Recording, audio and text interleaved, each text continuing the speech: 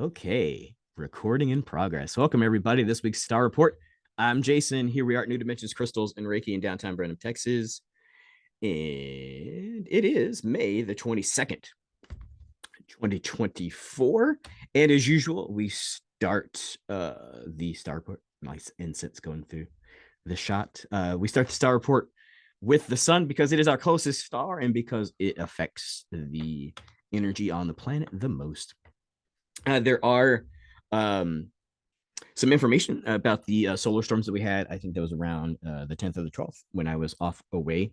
But when all those auroras were coming farther south than they're supposed to, because of the lowering magnetic field and protection that the Earth has from the sun and cosmic energy because of the pole shifting.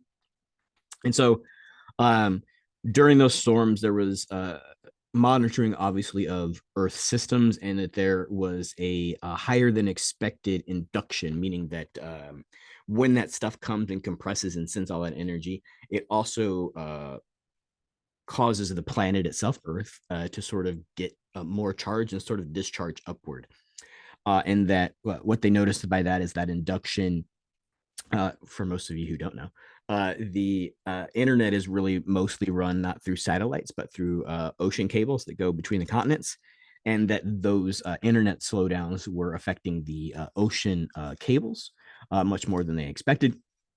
So they noticed that the internet was slower and disruption was more intense than what they had planned on. Um, and then also, I noticed this as a personal thing, that the charged air sort of uh, served to be more of a higher vibrational sort of shockwave. That if you were doing that on your upper respiratory system, that it would be like shaking a dirty air filter, right? So you've got all the cilia and stuff that moves air and filters, and then yada yada yada.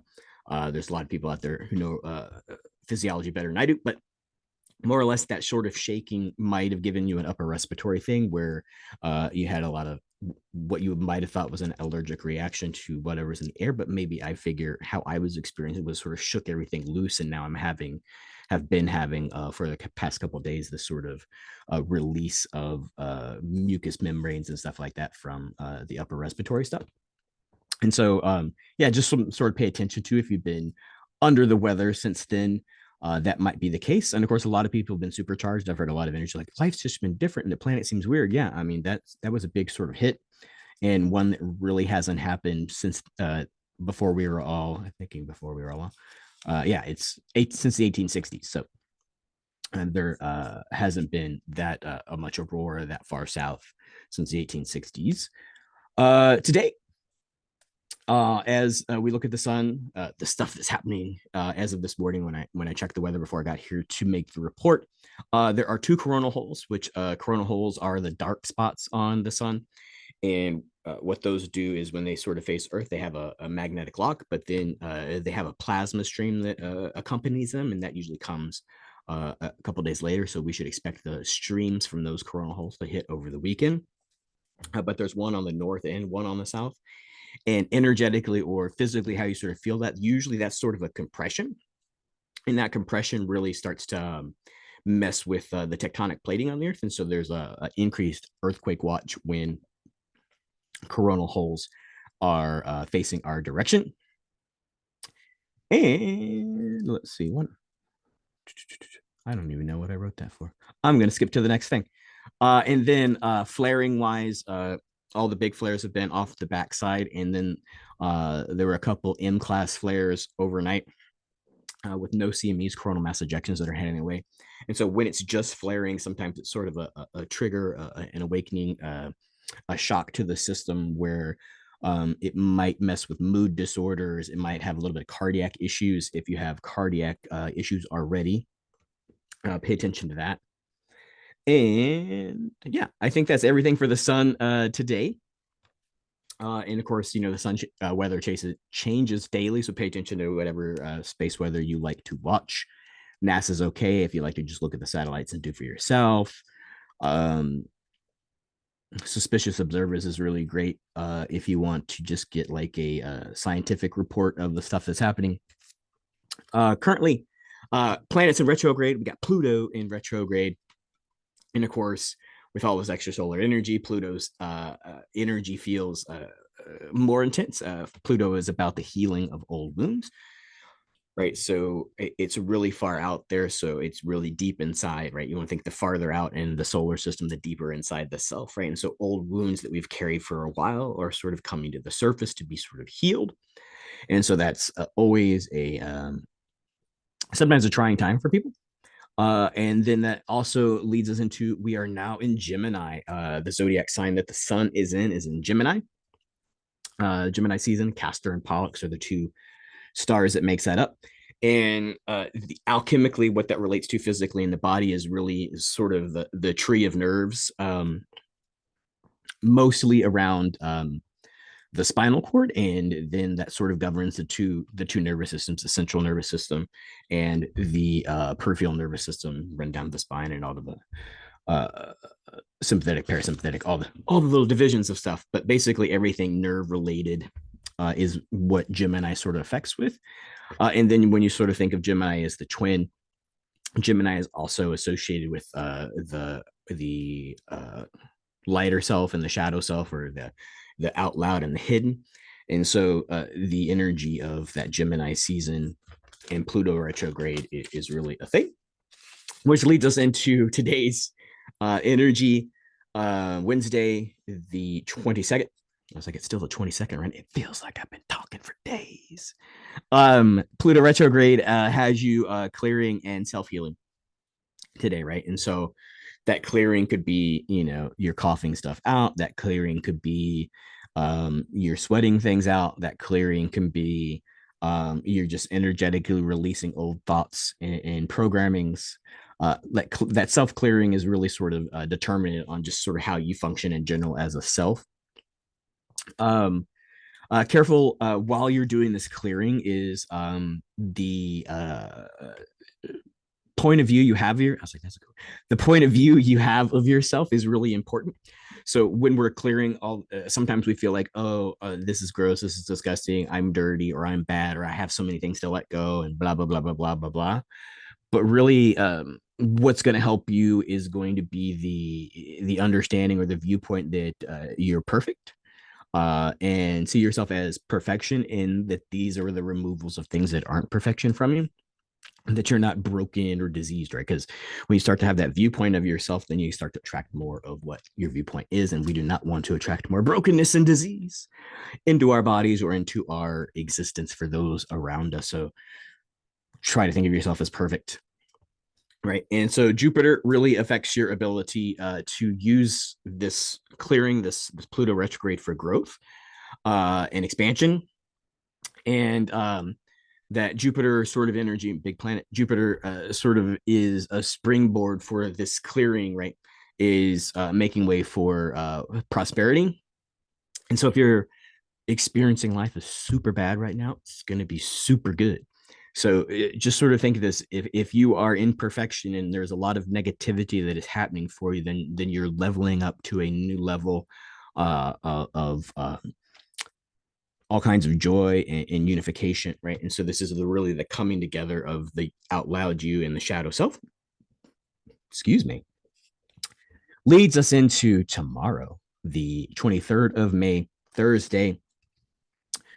Full moon in Sagittarius, releasing you from going with the flow and choosing your own direction, right? So Sagittarius is really about the flow, right? But we have the moon.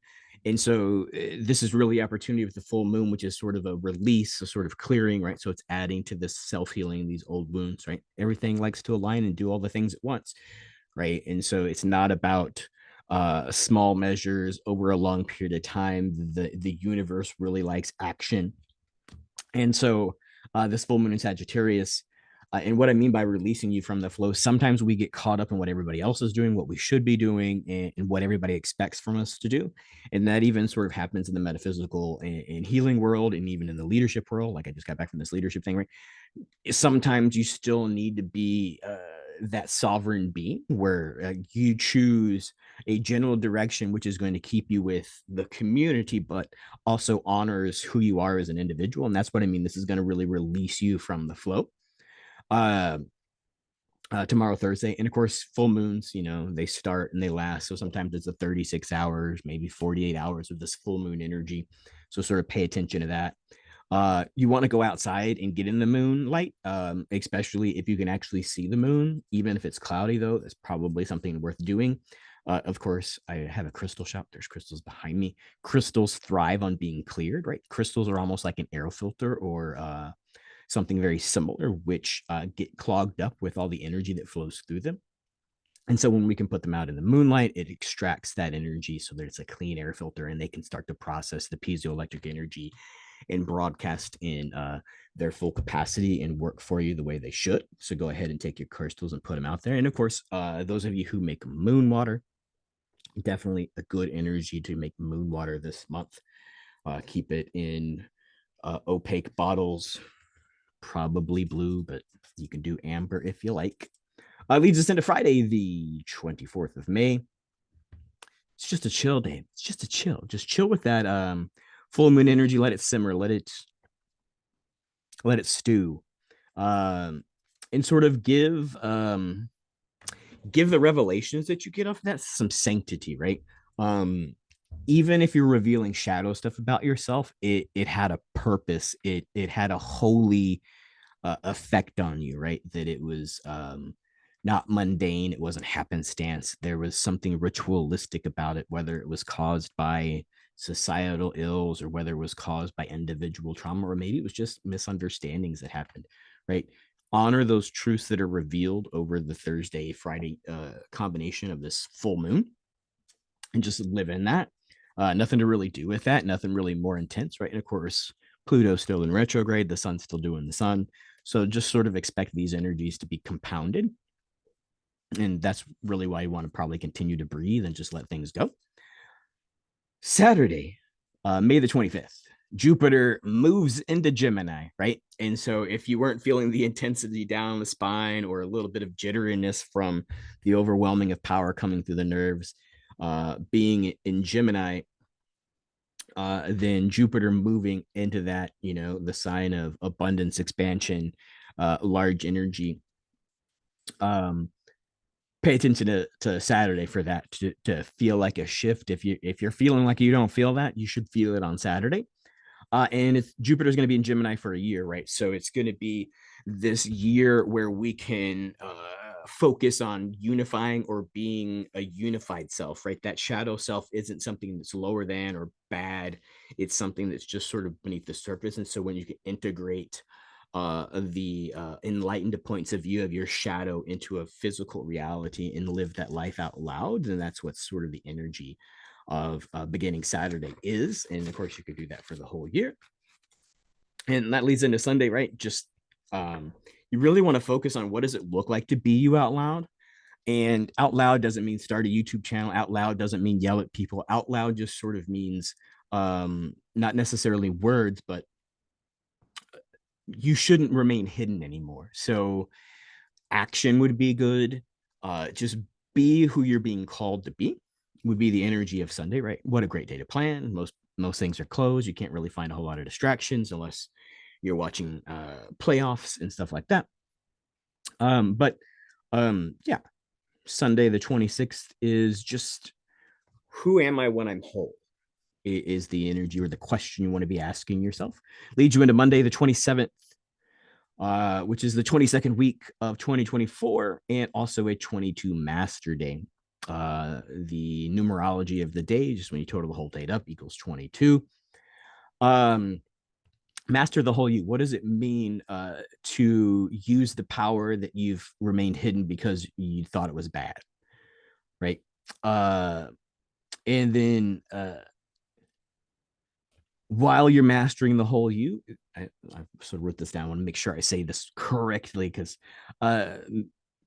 make sure you're discoverable by your community, right? So this isn't an isolation. This isn't an abstraction. This is how can you be the full you, but maintain a community around you? so that your ability, your strife, your focus doesn't just affect you, right? Even if it remains a little difficult, you might have to explain yourself a little longer. What you're trying to do is broadcast that oneness to those who haven't found it or worked on it yet. Now, of course, if your community can't handle it, maybe you're in the wrong community. But there are people who want to see and be around and gather around, not necessarily the details of the full you, but the overall feeling of oneness and being connected with our out loud and our shadow self, and making that a oneness. So, uh, good Monday energy, right? If you go to work and everything's a shit show, maybe you're in the wrong community or the wrong job. Lead you into Tuesday, which we do Wednesday to Tuesday on our report. Um, Really, you want to focus, if Monday's a shit show at work, or if you're doing this integration of like, hey, I want to find a community, really focus on your personal life. What are you surviving for? What are you going to work for? Like, who matters? And then how do you, as a united self, connect with them? And how, if they're not already on this journey with you, how do you bring them along and help them understand the joys of being fully human? That would be the energy of Tuesday. That sounds like that's a lot to do on a Tuesday, and a weird way to end the report, but that's the last day until next week. I'm back in the shop. If you haven't noticed, background's there. Report will go up later this afternoon when all of you will see it, or probably later this morning. Should be in the shop regular hours, Wednesday through Saturday. Come by and see me. If all of this is getting to you, all the energy is, and you're like, what's the point? Come on in for a session, newdimensionscrystals.com. You can book one of those sessions that I have, a cleanse or a clearing or a clarity. Um, that's a cleanse, connection. You're feeling isolated, disconnected, um, from your community, yourself, or your soul. Come in and sign up for a connect. If you've sort of figured out what's the matter with me? If you sort of figured out your light and your shadow, and you want to help integrate that into a oneness, book an integration. If it is just all this energy at once is making it hard to breathe, book a breath session at newdimensionscrystals.com. I'm here in Brenham, Texas. If you're in the area, especially if you're watching this now that I've met you someplace else, um, those are my hours, Wednesday through Saturday. Most of the time I'm here, unless I'm at one of the leadership things that I just went to. But those who would pop in wouldn't know that I'm at those leadership events. So I think that's everything. I'm starting to ramble at the end of the show, but I just want everybody to know I really appreciate you being here. I really hope that you manage to ride the waves of the planetary alignments, and especially absorb the energy of our sun, so that you have that inner power in your solar plexus to build your own life, control your own reality, and engage in your own community. Until next week, everybody, many blessings.